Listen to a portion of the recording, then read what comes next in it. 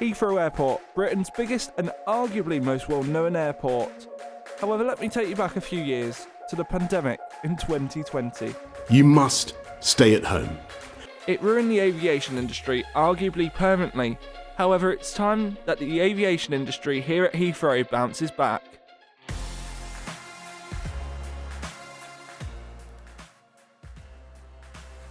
Today we're looking at Heathrow's future, including the third runway, well the proposed one anyway, Heathrow Terminal 1, which uses a little bit of Terminal 2. It's quite a complex thing, I'll explain it in a little bit anyway.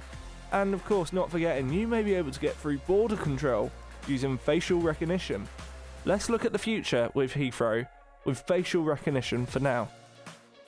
Queues, and yet more queues used to be the traditional thing for Britain when it came to border force and entering back to the UK, because you'd actually have to speak to someone. However, in good news, this is all changing, as facial recognition will allow your face to be scanned and uses a government database with your traditional travel documentation, and providing it all goes to plan, you'll be allowed in.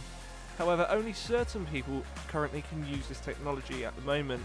You'll need to be aged 10 or above, 10 to 17-year-olds will need to be accompanied. You'll also need to find yourself to be a British citizen, national of the EU, Australia, Canada, Iceland, Japan, Liechtenstein, New Zealand, Norway, Singapore, South Korea, Switzerland, or even the USA. That's not the only way though that Heathrow is expanding, as if I asked you about Heathrow's abandoned terminal, you may not know which terminal that I'm on about. However, you'd be right if you said Heathrow Terminal 1, as the airport has gone through major development. The terminal that opened in 1980 and even shut in 2015 is currently used as a mix for emergency services, as a training ground, and also helps out Terminal 2. What I mean by this is, over the last 30 years, your luggage which goes in at Terminal 2 actually sometimes goes via Terminal 1 just to get to the plane, and that just shows how massive Heathrow Airport is. However, in the longer term, Heathrow Terminal 2 will receive its own mass luggage system. This will be powered by a company called Buma, and will allow luggage to be moved more efficiently and, importantly, more reliably, and will be capable of handling up to 31,000 bags each day. After this date though, Heathrow Terminal 1 is to officially cease operation. Heathrow's system swiftly sort and scan up to 140,000 departing bags a day as they move between the check-in and the airfield. However, the real question should be, with all these people landing and taking off each time, is it now appropriate to give Heathrow the third runway? Let's go and take a look. The new runway will be northwest of the airport to minimise the number of local communities affected by noise. Redirected into a tunnel, the M25 will pass underneath the new runway. Local rivers will also be diverted, with new flood storage and water treatment areas created.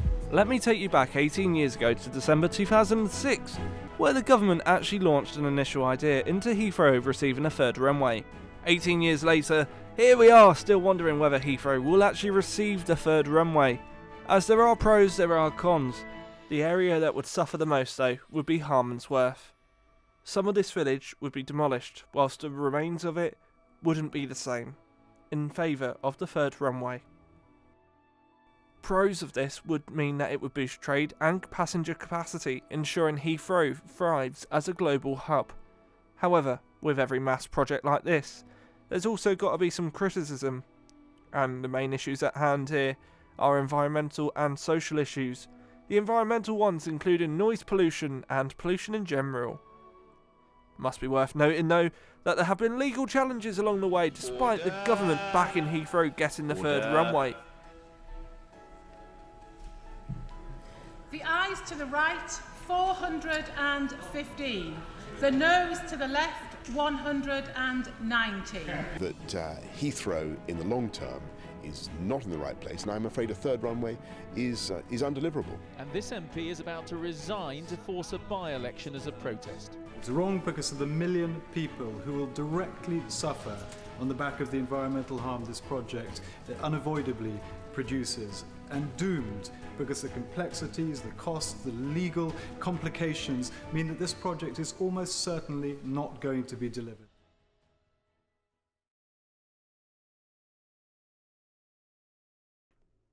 So there you have it, Heathrow is growing back, it's coming back bigger and better than ever before. But the real question is, are you ready for it?